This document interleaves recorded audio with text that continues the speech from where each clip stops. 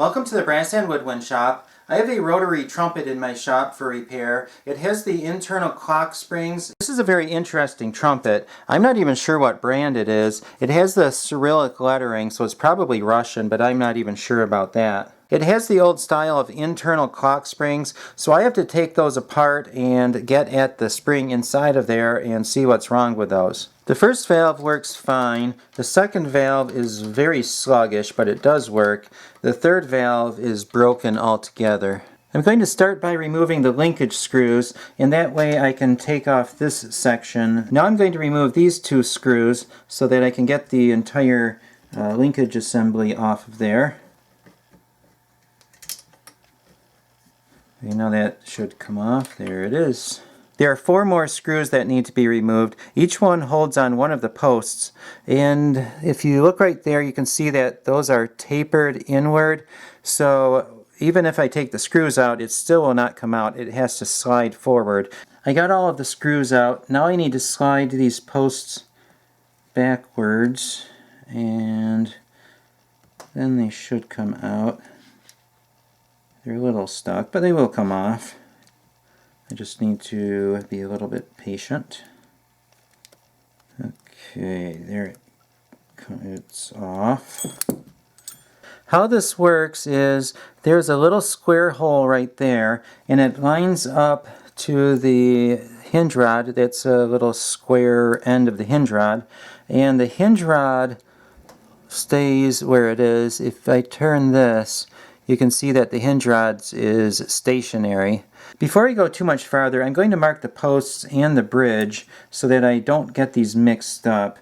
I'm going to put 1 mark on that one, and then 2 on this one. I'm going to match it to these. If you wonder about me marking this, it's going to get covered up with the posts, so no one will be able to see this, so it really does not matter. I'm also going to mark the valves so I don't get those mixed up either. I'm going to put it right underneath there so that it can't really be seen, because I don't want to mess up the trumpet. And that gets 2, and this one gets 3. The first valve is good, so I'm going to leave that one alone. Now I'm going to pull apart the third valve.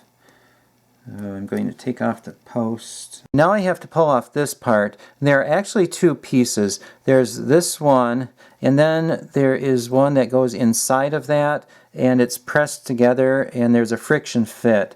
So I'm going to have to pull that apart. The way I'm going to get that off is I'm going to tap on the hinge rod with a mallet.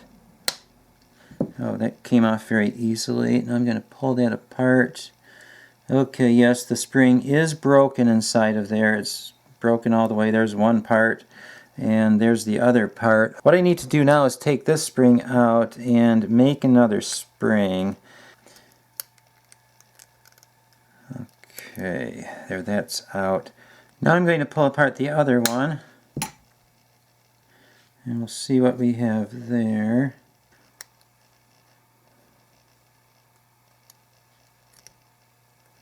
Okay, I got that part out.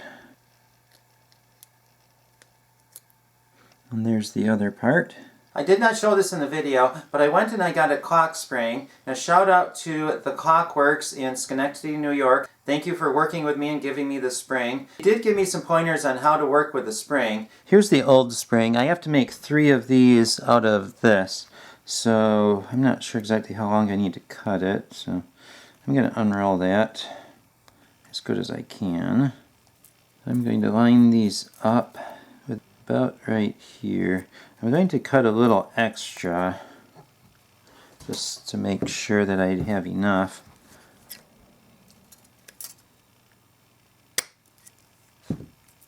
At the end of the spring I need to make a little hook so that it can fit on the part right there, so that it can hook into there. The man at the clock shop told me to bend the ends of the springs. You heat it up until it's red, and then the end bends easier without breaking,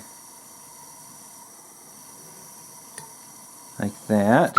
The reason I put it in this little vise is so that the heat would not travel down into the rest of the spring, because the heat does take away the temper from the spring, but on the end it's okay. There's the bend at the end of the spring, and now I'm going to cut it to length.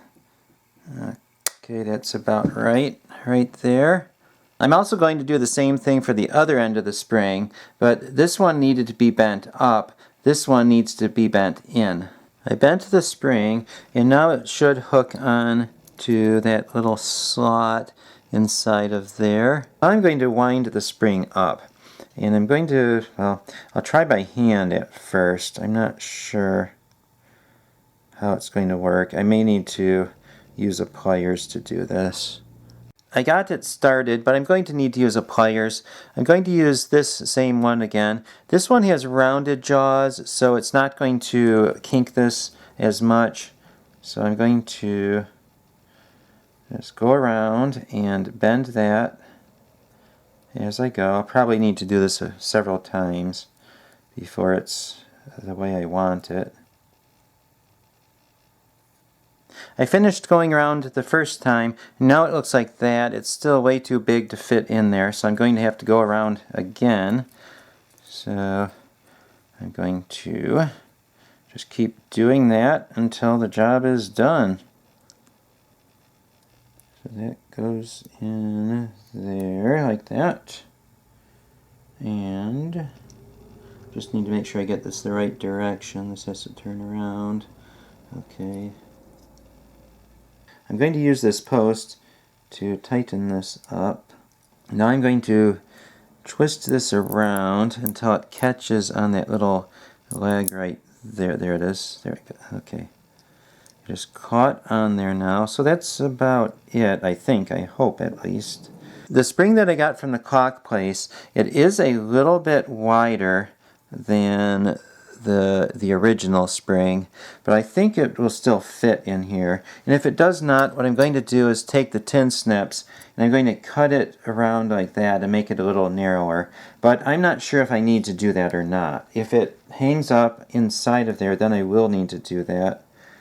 So I'm going to put this part back on there.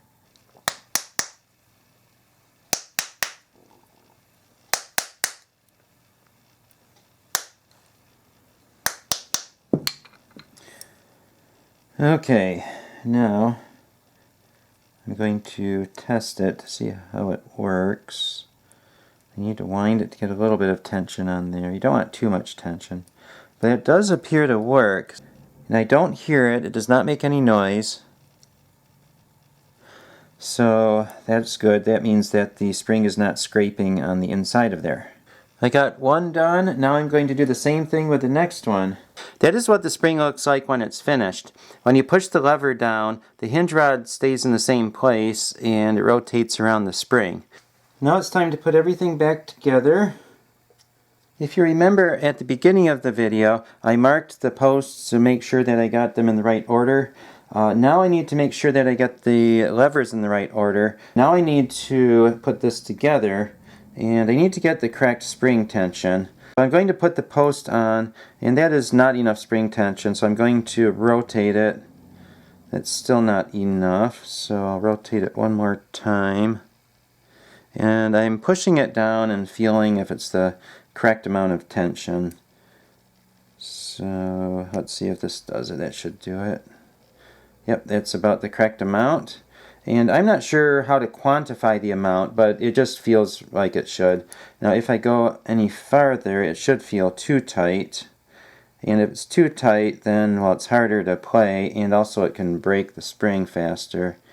Actually, that feels about right. So I'm going to leave it right there. I'm going to put that one on. And then the next one should be the same as the other one. So I'm going to put that on right there in the same place. I also need to make sure that the lever can get past it, which it can. And now the next one, I'm going to put that on there. I'm going to guess the spring tension first, and then I'll try it. Let's see, the post goes down there. I think I'm going to need one more turn here. So I'll try that. Okay, maybe another one yet. That feels about right. Then the next post goes on, and you do the same thing with the third valve. Then the last post goes on. Now it's time to put this back together, and these need to be under tension so that the arm is on the right side of the bridge. And it might be a little tricky to get them all, get them all there at the same time. There probably is a better way to do this, but I don't do this enough to know exactly how to do that. So I'm just going to do it until it is done. You know what I could do? I could do this.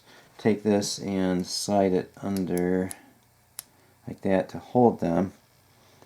And then the last one here.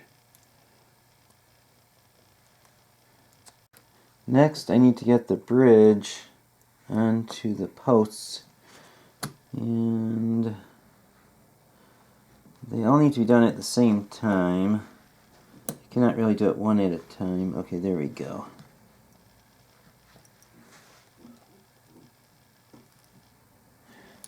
I'm going to tap those into place, and then I just need to screw these together. Now I need to screw on the bridge, and I need to make sure all the linkages are at least pointing up. That way I won't need to take it back apart after I put it back on. So if they're pointing down, then they won't move the right way. Then there are the two screws to hold on the bridge. Now all that's left is hooking up the linkages. And then I just need to oil all the moving parts. And on this one there are a whole lot of moving parts on the valves and also on the linkages.